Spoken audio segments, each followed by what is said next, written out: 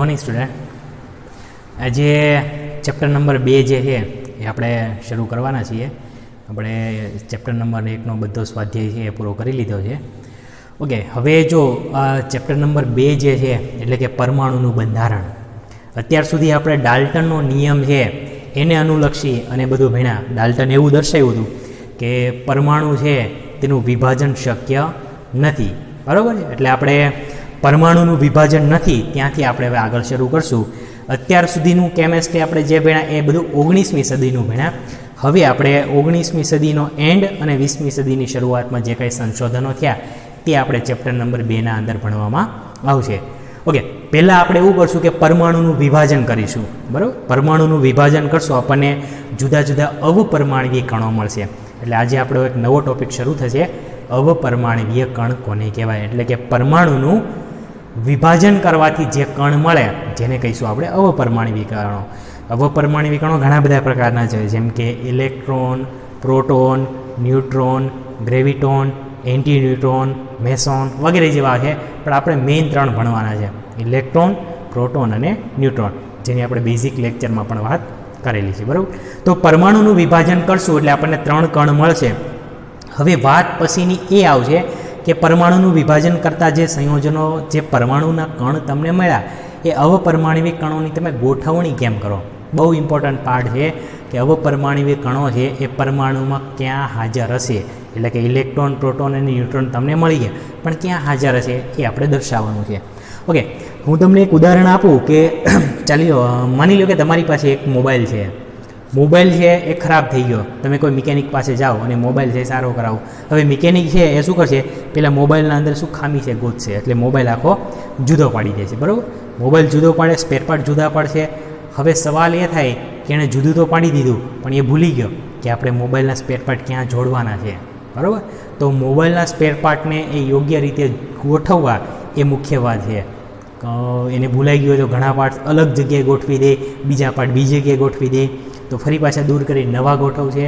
કહેવાનો મતલબ એવો છે કે તમારી પાસે જે વસ્તુ અવેલેબલ છે તેને પરમાણુમાં તમારે ક્યાં ગોઠવવી તેના માટે જુદા જુદા વૈજ્ઞાનિકે ઘણા બધા પ્રયોગ છે એ કરેલા. એટલે આખા ચેપ્ટરની અંદર આપણે 4 મુખ્ય પરમાણુના નમૂનાઓ ભણવાના છે, બરાબર. પહેલો નમૂનો આપણે ભણશું જે થોમ્સનનો, જે ત્યાર પછી આવશે કે એમાં અપવાદ રહેલો છે, તે સાચો નથી. ઓકે, જવા દો, કાંઈ વાંધો નહીં. આપણે બીજો નમૂનો ભણશું રુથરફોર્ડનો નમૂનો. તો રુથરફોર્ડના નમૂનામાં પણ કેટલીક ખામીઓ આવે એ પણ જવા દો એટલે ભૂલી નથી જવાના, આપણે આગળ જઈએ છીએ. ત્યાર પછી આપણે નિલ્સ બોહરનો નમૂનો છે એ કેટલીક અંશે સાચો છે. એ હાઇડ્રોજન પરમાણુ માટે વાસ્તવિક છે પણ હાઇડ્રોજન સિવાયના તત્વો માટે લાગુ પડતો નથી, તો એ પરમાણુ પણ થોડાક અંશે અપવાદ ધરાવે. ત્યાર પછી છેલ્લો ક્વોન્ટમ યાંત્રિકી નમૂનો આવે. એટલે આપણે 4 નમૂનાઓ ભણવાના છે, થોમ્સનનો, રુથરફોર્ડનો, બોહરનો અને છેલ્લે આવશે ક્વોન્ટમ યાંત્રિકી નમૂનો. આ ક્વોન્ટમ યાંત્રિકી નમૂનો જે છે તે ક્વોન્ટમ શાસ્ત્ર પર આધારિત છે અને ક્વોન્ટમ શાસ્ત્ર છે થોડાક પ્રમાણની અંદર ટફ પડે, એટલે આપણે ક્વોન્ટમ શાસ્ત્રની સાબિતી ક્યાંય કરવાની નહીં આવે, ક્વોન્ટમ યાંત્રિકીના નમૂના લઈ અને આપણે સાબિત કરીશું, બરાબર. ઓકે, તો ચાલો શરૂ કરીએ પરમાણુનું બંધારણ. ઓકે, તો પહેલાં આપણે એવું અત્યાર સુધી ભણ્યા કે ડાલ્ટને જેમ દર્શાવ્યું, ડાલ્ટન શું કીધું કે દ્રવ્ય સંચયના નિયમનું પાલન થાય છે, નિશ્ચિત પ્રમાણના નિયમનું પાલન થાય, ગુણક પ્રમાણના નિયમનું પાલન થાય. પણ કેટલાક પ્રયોગો એવા કરવામાં આવ્યા કે જેથી કરી અને તે ડાલ્ટન તેને સમજાવી શકતો નથી. તો પ્રયોગ કયો છે, દાખલા તરીકે કોઈ એક કાચનો સળિયો અથવા તો એબોનાઇટ. એબોનાઇટ તમે પહેલી વાર શબ્દ સાંભળ્યો છે. એબોનાઇટ જે છે એક પ્રકારનું રબર છે. રબર છે તેની સાથે સલ્ફર ઉમેરી અને મિશ્રણને ઉકાળવામાં આવે ને જે રબર તૈયાર થાય જેને આપણે વલ્કેનાઇઝ રબર કહીએ. તો આ રબરનો એક પ્રકાર છે જેને આપણે એબોનાઇટ કહીએ. હવે જ્યારે કાચ અને એબોનાઇટ જે છે તેને જો રેશમ સાથે ઘસવામાં આવે અને કોઈ વસ્તુ સાથે અથડાવવામાં આવે અથવા તો વસ્તુ સાથે લઈ જવામાં આવે, દાખલા તરીકે તમે આવો ઘણી વખત પ્રયોગ કર્યો છે, તમારી બોલપેન છે એ જો તમારા માથાના કોરા વાળ હોય તેની સાથે ઘસવામાં આવે અને તમારા બુકના કોઈ પેજ સાથે તમે નજીક લઈ જાઓ તો પેજ પ્રત્યે તે આકર્ષણ ધરાવે. આવો પ્રયોગ તમે કરેલો છે. તો સેમ એવું જ છે અહીંયા કે કાચ કે એબોનાઇટ જે છે તેની સાથે જો રેશમને ઘસવામાં આવે તો આના પ્રત્યે કેટલોક વિદ્યુત ચાર્જ ઉત્પન્ન થાય. આ જે કાચ અને બોનાઇટનો સળિયો છે તેના પર વિદ્યુત ભાર ઉત્પન્ન થાય. તો જે વિદ્યુત ભાર શું કામ ઉત્પન્ન થાય તે ડાલ્ટનની થિયરી સમજાવી શકતી નથી. એટલા માટે આપણે અવપરમાણવી કણો છે સમજવા પડે. હવે અવપરમાણવી કણોની શોધ આપણે અહીંયા કરવાની છે. તો આજના લેક્ચરમાં આપણે અવપરમાણવીય કણો જે છે તેના વિશે ભણીશું. અવપરમાણવીય કણ. ઓકે, આપણી પાસે મુખ્ય 3 અવપરમાણવીય કણો જેના વિશે ભણવાનું છે. ઓકે, તો આ પ્રયોગને આધારે આપણે અવપરમાણવીય કણો છે તેની શોધ કરવી પડી. તો પહેલો પ્રયોગ આવશે આપણે જેના અંદર કે ઇલેક્ટ્રોનની શોધ. ઓકે, આપણે હજી સંજ્ઞા સાબિત નથી કરી એટલે આપણે ઇલેક્ટ્રોનની સંજ્ઞા નહીં લખીએ, નામ લખીશું ઇલેક્ટ્રોન.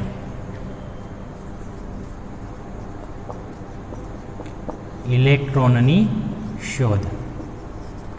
યાદ રાખજો, ઇલેક્ટ્રોનની શોધ જે છે એ જે થોમ્સન નામના વૈજ્ઞાનિકે કરેલી છે. જે થોમ્સન નામનો વૈજ્ઞાનિક જેણે ઇલેક્ટ્રોનની શોધ કરી, કયા સમયમાં કરી તે યાદ રાખવું જરૂરી નથી, પણ સાયન્ટિસ્ટનું નામ યાદ રાખજો કે જે થોમ્સને ઇલેક્ટ્રોનની શોધ કરેલી છે. ઓકે, હવે જો અવપરમાણવીય કણની આપણે શોધ કરશું તો તેના પછી તો ગુણધર્મોમાં ફેર થઈ જાય ને, કે કોઈ પણ પદાર્થમાં ઇલેક્ટ્રોન પ્રોટોન હાજર હોય તો અણુની સ્થિરતા સમજાવી. ઓકે, એ બધું આપણે આના અંદર છે એ ચર્ચા કરશું.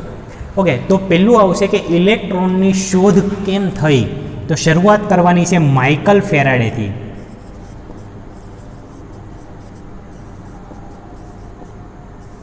ઓકે, માઇકલ ફેરાડે જે છે એ ખૂબ પ્રખ્યાત ફિઝિશિયન હતો, ભૌતિકશાસ્ત્રી હતો, જેણે એક પ્રયોગ કર્યો કે જેના અંદર તેણે વિદ્યુતની હાજરી નક્કી કરી. ઓકે, જો આ યાદ રાખજો, માઇકલ ફેરાડેના પ્રયોગ ઉપરથી આપણે ઇલેક્ટ્રોનની શોધ કરશું તો મતલબ એવો નથી કે માઇકલ ફેરાડેએ તેની શોધ કરી. માઇકલ ફેરાડેએ છે એક પ્રયોગ કર્યો. આપણે અહીંયા પ્રયોગ છે દર્શાવીએ. એનો પ્રયોગ એવો હતો કે તેણે એક શૂન્યાવકાશ કરેલી કાચની ટ્યુબ લીધી. આ શૂન્યાવકાશ કરેલી કાચની ટ્યુબ, તેના અંદર અલગ અલગ વાયુ ભરીએ ત્યારે તમારે તેને ફરી વખત શૂન્યાવકાશ કરવું પડે. તો અહીંયા આપણે લખશું શૂન્યાવકાશ. શૂન્યાવકાશ કરવાનું સ્થાન છે, જેની અંદર તેણે 2 પ્લેટ મૂકી ધાતુની અને તેની સાથે જે જોડાણ દર્શાવ્યું. અને આ ભાગના અંદર તેણે દર્શાવી એક હાઈ વોલ્ટેજવાળી બેટરી કે જેમાંથી તે વિદ્યુત પસાર કરી શકે.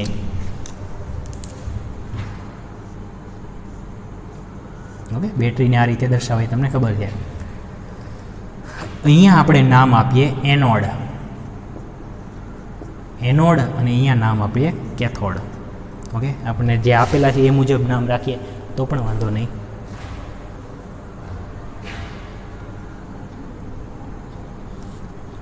અહીંયા આપણે કેથોડ લખીએ. ઓકે, સ્થાન ઇમ્પોર્ટન્ટ નથી, તમે અહીંયા કેથોડ લખો કે અહીંયા લખો, તમારે વીજભાર સરખો હોવો જોઈએ. અહીંયા કેથોડ રાખીએ અને અહીંયા એનોડ રાખીએ. તમારે ખાસ એ સમજવાનું છે કે એનોડ પર હંમેશા પ્લસ વીજભાર આવે અને કેથોડ પર હંમેશા શું આવે, માઇનસ વીજભાર. બરાબર, આ આગળ પાછળ થઈ જાય તો કંઈ પ્રોબ્લેમ નથી.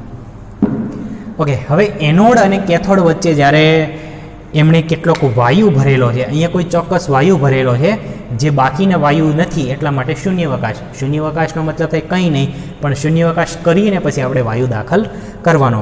હવે જ્યારે અહીંયા હાઈ વોલ્ટેજ આપવામાં આવે, વોલ્ટેજનું પ્રમાણ વધારી દેવામાં આવે તો આના ભાગના અંદર વિદ્યુત પ્રવાહનું વહન છે એવું થાય એવું કીધું. અને વિદ્યુત પ્રવાહનું વહન તમને ખબર છે હંમેશા ક્યાંથી થાય, ઋણથી ધન તરફ વિદ્યુત પ્રવાહનું વહન છે એ થાય.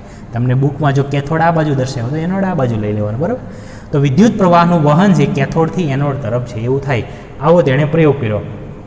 હવે આપણને ખબર છે કે અહીંયા ઇલેક્ટ્રોન ઉત્સર્જિત થાય છે. બરાબર, હવે ઇલેક્ટ્રોન ઉત્સર્જિત થાય તો આપણને ખબર ન પડે કારણ કે ઇલેક્ટ્રોન છે એ જોઈ શકાતું નથી. તો એણે શું કર્યું, એક નવો પ્રયોગ કર્યો. થોડોક આના અંદર ફેરફાર જે કરેલો છે એમણે. અહીંયા શૂન્યાવકાશ કરેલી નળી લેવાની છે.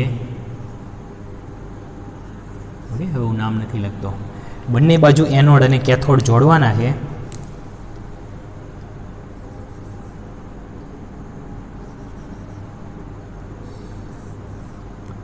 એમને બેટરી સાથે જોડી દેવાના છે.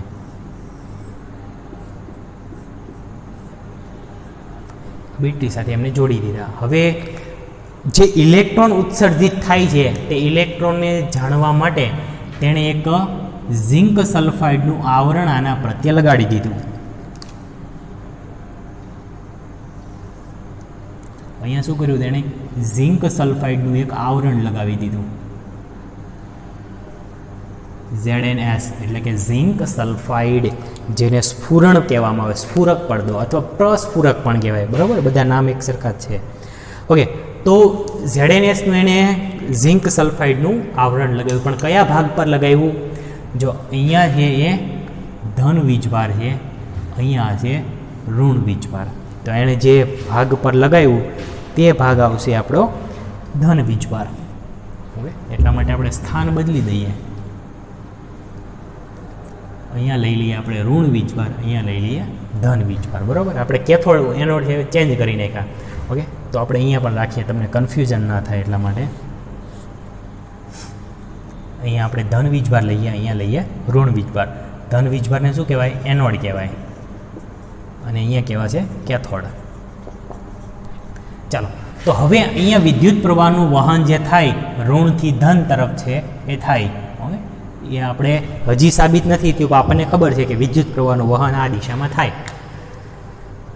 હવે શું થયું કે અહીંથી જ્યારે હાઈ વોલ્ટેજ પસાર કરવામાં આવ્યો ત્યારે આ ભાગની અંદર કેટલાક સમય પછી છે એ ઝબકારા દેખાણા. Okay, spot દેખાણા. હવે સ્પોટનો મતલબ શું થાય કે આ ભાગની અંદર જો ઇલેક્ટ્રોન અથડાય, ZnS એટલે કે આ સ્ફુરણ પડદા પર જ્યારે કોઈ ઇલેક્ટ્રોન અથડાય, આ કોઈ એવો એક ભાગ છે, તમે અહીંથી જો ઇલેક્ટ્રોનના કણનો મારો કરવામાં આવે તો જે ભાગ ઉપર ઇલેક્ટ્રોન અથડાય ત્યાં શું થાય? સ્પોટ દેખાય. આપણે એને કહીએ ને ઝબકારા થાય. વીજળી રાત્રિના સમયે થઈ હોય તો આખું વાતાવરણ કેવું થાય? પ્રકાશમય થઈ જાય, એટલે કે ઝબકારો એમ કહી શકાય. તો અહીંયા પણ ઇલેક્ટ્રોન જ્યાં જ્યાં અથડાય ત્યાં શું થાય? ઝબકારા થાય, એટલે કે સ્પોટિંગ થયું. હવે જો અહીંયા સ્પોટ થયો મતલબ કે ઇલેક્ટ્રોન છે એ હાજર છે. હજી ખબર નથી ઇલેક્ટ્રોન છે કે નહીં, પણ એટલા માટે આ જે પ્રયોગ રહેલો છે તે પ્રયોગને કહેવામાં આવે છે કેથોડ વિભાર નળી. કેથોડ વિભારનો પ્રયોગ, અને અહીંયા જે વાપરવામાં આવે તે કહેવાય કેથોડ વિભારની નળી. એણે જે નામ આપ્યું એ શું નામ આપ્યું? કેથોડ નામ આપેલું છે. એટલે યાદ રાખજો, કેથોડ કિરણો એ પોતે શું છે? ઇલેક્ટ્રોન છે. ઇલેક્ટ્રોનનું બીજું નામ છે. ઓકે, તો અહીંથી જ્યારે કેથોડ કિરણો પસાર થયા ત્યારે આના અંદર શું થયું? સ્પોટિંગ થયું. સ્પોટિંગ થયું એનો મતલબ કે અહીંયા જે પદાર્થ છે શું છે? હાજર રહેલો છે. આ પ્રયોગ કરેલો છે માઇકલ ફેરાડેએ. માઇકલ ફેરાડેએ સાબિત નથી કર્યું કે આ ઇલેક્ટ્રોન છે, એણે નામ આપેલું છે કે કેથોડ કિરણો અહીંયા ઉત્પન્ન થાય છે. ઓકે, તો આ માઇકલ ફેરાડેનો પ્રયોગ થઈ ગયો. ત્યાર પછી એણે કેટલીક લાક્ષણિકતાઓ દર્શાવી.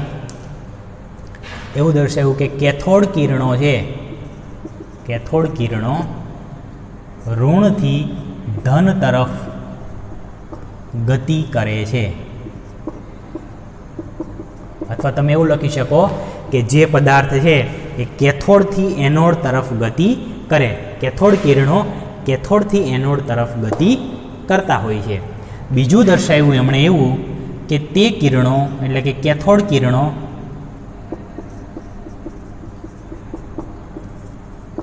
ચુંબકીય ક્ષેત્ર અને વિદ્યુતીય ક્ષેત્રની ગેરહાજરીમાં સમતલ, સમતલ કરતા આપણે લખીએ રેખીય શબ્દ, ગેરહાજરીમાં રેખીય રીતે ગતિ કરે છે. રેખીય રીતે એ ગતિ કરે છે. ઓકે, હવે જો અહીંયા આપણે એવું લખ્યું કે ચુંબકીય ક્ષેત્ર અને વિદ્યુત ભાર છે એની ગેરહાજરીની અંદર છે તે ગતિ કરે. મતલબ જો તમે ચુંબકીય ક્ષેત્ર અને વિદ્યુત ક્ષેત્રીય આપો તો શું થાય? તો વિચલન ધરાવે. ઓકે, ચલો એના માટે પણ એક જે થોમ્સનનો પ્રયોગ જોઈ લઈએ આપણે.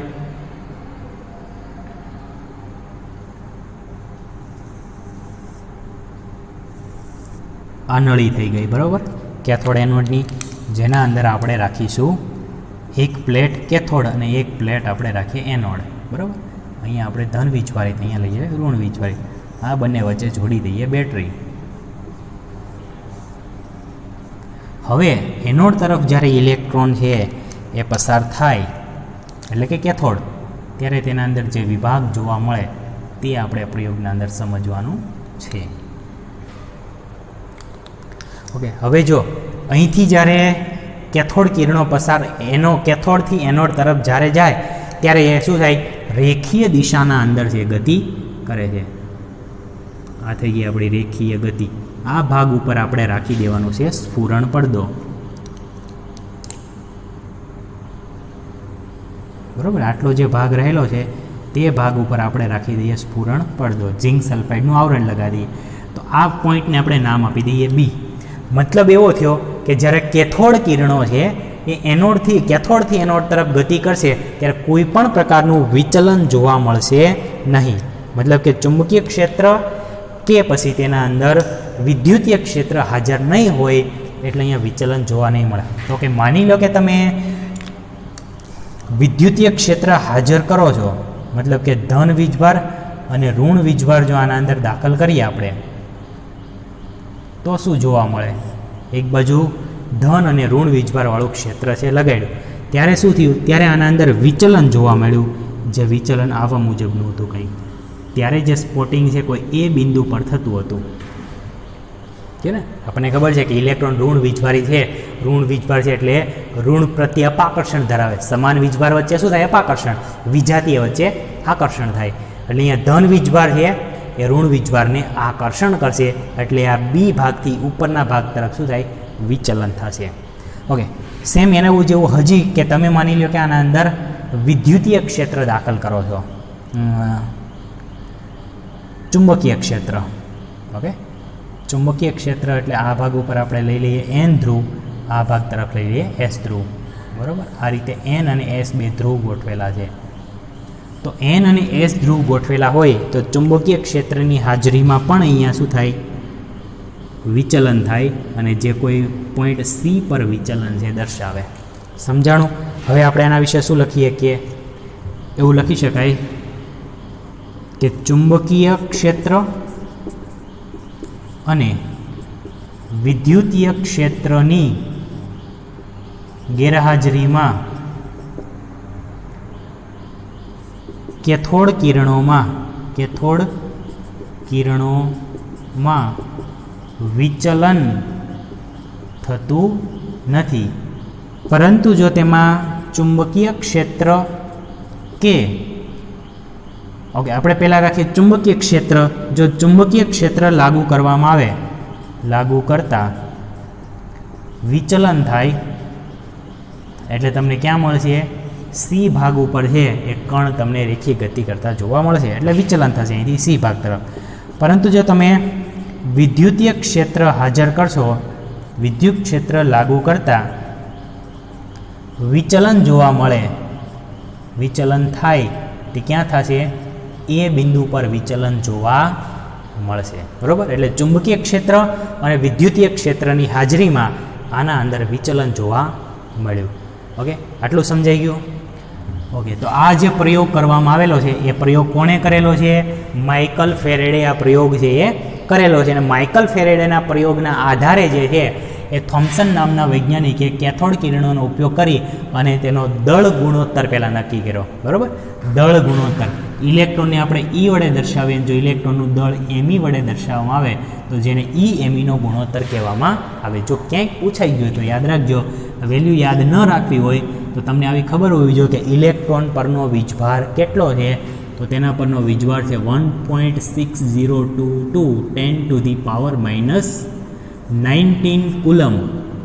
Okay, 1.6022 × 10⁻⁻19 coulomb. ઓકે, વીજભારનો એકમ છે કુલમ. એમ ઇલેક્ટ્રોનનું જે દળ છે એ ઇલેક્ટ્રોનનું દળ છે 9.10 એને ગુણ્યા 10⁻31 કિલોગ્રામ. ઓકે, આ બંનેનું જો કેલ્ક્યુલેશન કરવામાં આવે તો લગભગ તમને 1.71 જેટલું છે 10⁻11 coulomb into kilogram inverse coulomb પર કિલોગ્રામ આવો ગુણોત્તર મળે. તો આ ગુણોત્તર કોણે શોધ્યો? જે થોમ્સન નામના વૈજ્ઞાનિકે શોધ્યો. પછી એને ફરી પાછો એક એવો ગુણોત્તર આપ્યો કે જો તમે એમી જે છે એનો ગુણોત્તર મેળવવો હોય, મતલબ કે ઇલેક્ટ્રોન પરનો જો વીજભાર તમારે મેળવવો હોય, ઇલેક્ટ્રોનનો દળ ગુણોત્તર, આ જે છે શું છે? વીજભાર અને દળનો ગુણોત્તર. ઓકે, અહીંયા લખી દો તમને, વીજભાર અને દળનો ગુણોત્તર. ઓકે, દેખાય છે ત્યાં સુધીનું? હા, દેખાશે.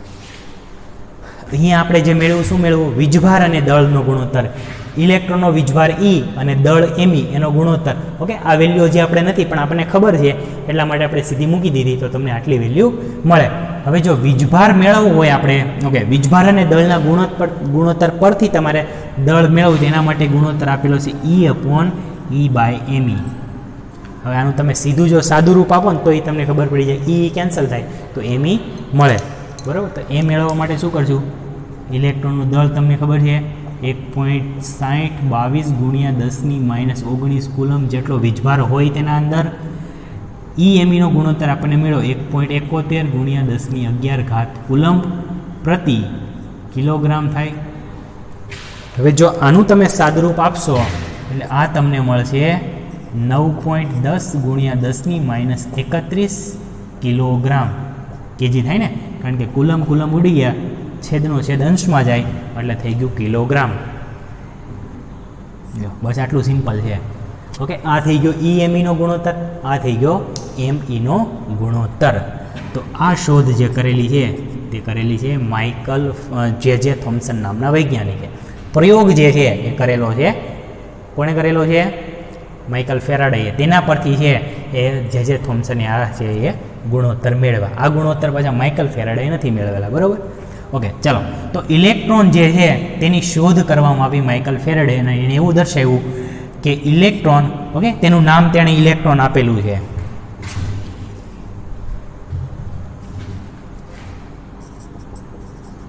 કેથોડ કિરણો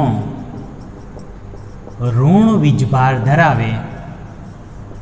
ઓકે, આ પ્રયોગના આધારે સાબિત થાય ને, ઋણ વીજભાર ધરાવે, કારણ કે સમાન વચ્ચે અપાકર્ષણ, વિરુદ્ધ વચ્ચે આકર્ષણ થાય, એટલે કેથોડ કિરણો ઋણ વીજભાર ધરાવે. કેથોડ કિરણો પરનો વીજભાર આવી જશે કેવો? ઋણ આવી જાય.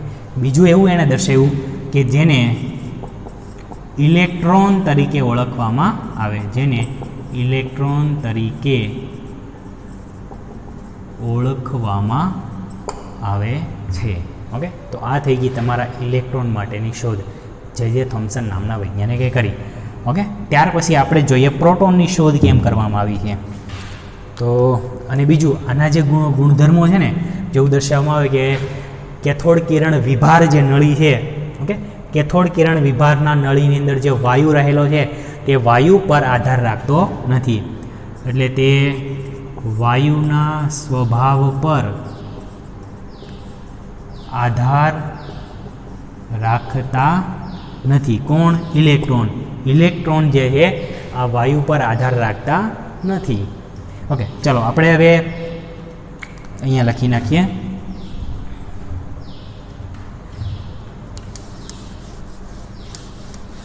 પ્રોટોનની શોધ કરીશું.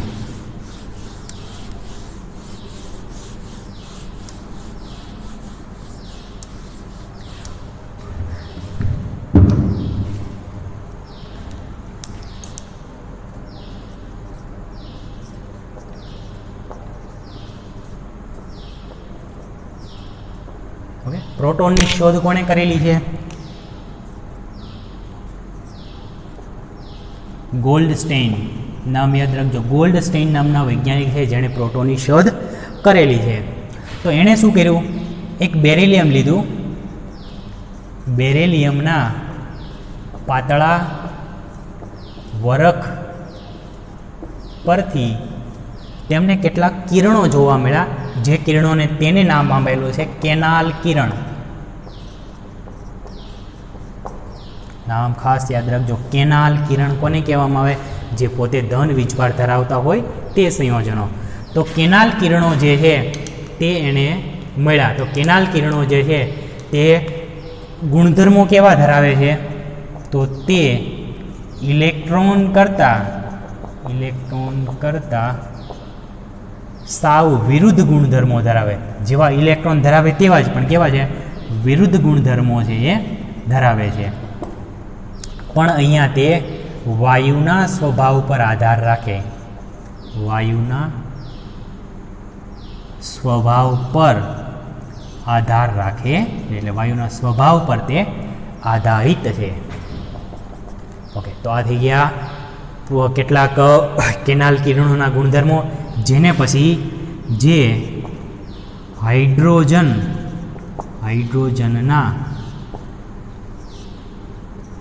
સાવ હલકા કણ જે છે, હલકા કણમાંથી મેળવવામાં આવેલ, જેથી તેનું નામ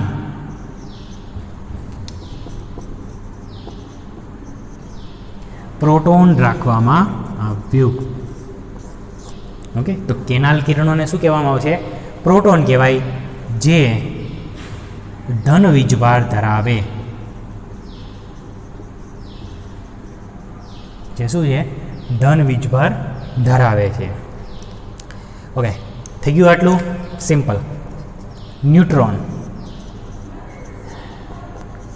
ન્યુટ્રોનની શોધ જે છે એ ચેડવિક નામના વૈજ્ઞાનિકે કરેલી છે. ચેડવિક નામના વૈજ્ઞાનિકે ન્યુટ્રોનની શોધ જે કરેલી છે, અને તેણે એવું દર્શાવ્યું કે ન્યુટ્રોન છે તેમાં કોઈ પણ પ્રકારનું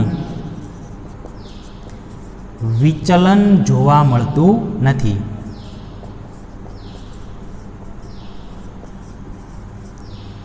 તેથી ન્યુટ્રોન કેવા કણો થાય? તટસ્થ કણ કહેવાય. તો ન્યુટ્રોન એણે શું કીધું? ન્યુટ્રોન પોતે કેવા છે? તટસ્થ કણો થયા. થઈ ગયું. 3 ઇલેક્ટ્રોનની શોધ, 3 અપરમાણિક કણોની શોધ કરી દીધી આપણે. યાદ રાખજો, ઇલેક્ટ્રોનની શોધ કરી. ઓકે, ચાલો હું તમને આના માટે એક ટેબલ સમજાવી દઉં, કારણ કે એની કેટલીક વેલ્યુ છે ને એ આપણે સમજવી જરૂરી છે. આટલા સુધીનું ક્લિયર છે? ઓકે, ચાલો આગળ જઈએ. હવે હું તમને એક ટેબલ દર્શાવું છું.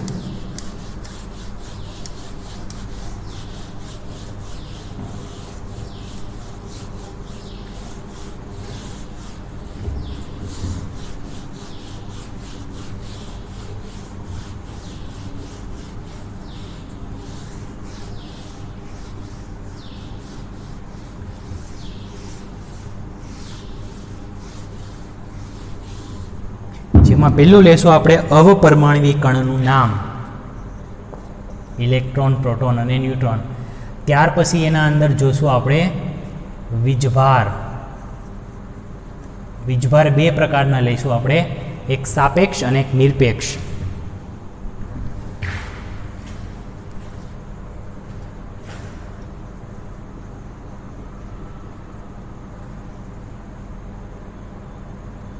ઓકે, વીજભાર પછી આપણે લઈશું દળ.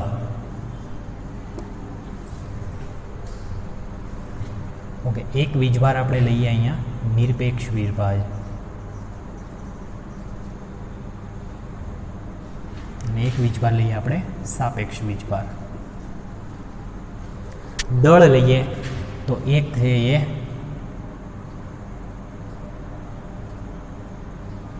નિરપેક્ષ દળ લઈ લઈએ. બીજું આવશે સામાન્ય દળ, અને એક આવશે આશ્રય દળ. ઓકે, આમાં થોડો ઘણો ચેન્જિંગ છે એ છે, કારણ કે આપણે આપણા બહુ સરળતાથી સમજાય એવા શબ્દો લખેલા છે. ઓકે, તો પહેલું કણ જે છે અવપરમાણિક કણ, એમાં આવશે આપણે ઇલેક્ટ્રોન. બરાબર છે? ઇલેક્ટ્રોન જે છે તેને હજી પાછળ આપણે એક સંજ્ઞા પણ દર્શાવી દઈએ. ઓકે, સંજ્ઞા અહીંયા જ લખી નાખીએ. ઇલેક્ટ્રોનને શેના વડે દર્શાવવામાં આવે? સ્મોલ ઈ વડે દર્શાવવામાં આવે. ઇલેક્ટ્રોન પછી આવશે પ્રોટોન. પ્રોટોન જે છે તેને સ્મોલ પી વડે દર્શાવવામાં આવે. અને આવશે ન્યુટ્રોન. ન્યુટ્રોનને એન વડે દર્શાવવામાં આવે. બરાબર છે? ચાલો, નિરપેક્ષ ભાર કેવો આવશે? તો અહીંયા ભાર આવશે -1.6 022 10⁻⁻19 કુલમ્બ. ઓકે, જો 1.6022 ગુણ્યા 10⁻19 ઘાત. અહીંયા પ્રોટોન પર પણ વીજભાર આટલો જ આવશે, 1.6022 ગુણ્યા 10⁻19 ઘાત જેટલો કુલમ્બ. પણ અહીંયા ડિફરન્ટ એટલો છે, અહીંયા પ્લસમાં આવશે અને પેલું માઇનસ. હવે જો અહીંયા માઇનસમાં જેનો મિનિંગ એવો નથી કે આની કિંમત માઇનસ થઈ. ઓકે, વેલ્યુ બે સરખી છે, પણ આ જે છે એ ઋણ ધરાવે ને આ ધન ધરાવે એટલા માટે. અને અહીંયા જે આવશે શું આવશે? 0 આવશે. બરાબર, એટલે સાપેક્ષ ગણીએ તો આ -1 થાય, આ +1 થાય ને આ શું થઈ જાય? 0 થઈ જાય. નિરપેક્ષ દળ જો ગણવામાં આવે તો ઇલેક્ટ્રોનનું દળ યાદ રાખજો, 9.10 ગુણ્યા 10⁻31 ઘાત કિલોગ્રામ. પ્રોટોનનું દળ જે છે એ છે 1.67 ગુણ્યા 10⁻27 ઘાત કિલોગ્રામ. અહીંયા આવશે 1.67 ગુણ્યા 10⁻27 ઘાત કિલોગ્રામ. આશરે જો દળ લેવામાં આવે સામાન્ય દળ તો આ તમને મળશે 0.0005. આ જેમાં આવશે યુનિફાઈડ માસ, આવશે 1.007 યુનિટ જેટલું, આ આવશે 1.008 યુનિવાટ જેટલું. એટલે આશરે દળ જો ગણવામાં આવે તો આનું લઈ લેવાનું 0, આનું લઈ લેવાનું 1, આનું પણ લઈ લેવાનું 1. ક્લિયર છે એટલે સુધીનું? 3 કણ થયા, ઇલેક્ટ્રોન, પ્રોટોન, ન્યુટ્રોન. સંજ્ઞા દર્શાવવામાં આવે, નિરપેક્ષ ભાર 1.6022 ગુણ્યા 10⁻19 ઘાત કુલમ્બ બંનેનો વીજભાર છે. સાપેક્ષ કેવું હોય તો ઇલેક્ટ્રોન -1 ધરાવે, પ્રોટોન +1, ન્યુટ્રોન વીજભાર રહિત છે એટલે 0. નિરપેક્ષ દળ આ તમારે કેટલીક ગણતરીના અંદર કામમાં લાગશે. ઘણા દાખલામાં આપી દીધા હોય, ન આપી દીધા હોય તમને યાદ હોવા જોઈએ. 9.10 ગુણ્યા 10⁻31 ઘાત કિલોગ્રામ એ થઈ ગયું ઇલેક્ટ્રોનનું દળ. 1.67 10⁻27 કિલોગ્રામ એ પ્રોટોન અને ન્યુટ્રોનનું. જો આશ્રય દળ ગણવાય તો ઇલેક્ટ્રોનનું દળ 0 જેટલું ગણવામાં આવે, આ બંનેનું 1 જેટલું દળ ગણવામાં આવે. બરાબર, તો અહીંયા સુધીનું આપણે અવપરમાણ્વીય કણોની શોધ કરી લીધી. હવે આપણે શું કરશું? આ 3 અવપરમાણ્વીય કણો છે તે પરમાણુમાં ક્યાં હાજર છે તો તે પરમાણુના નમૂના આપણે હવે આના પછીના લેક્ચરમાં ભણવાના છે. ઓકે, તો અહીંયા સુધીનું રાખીએ.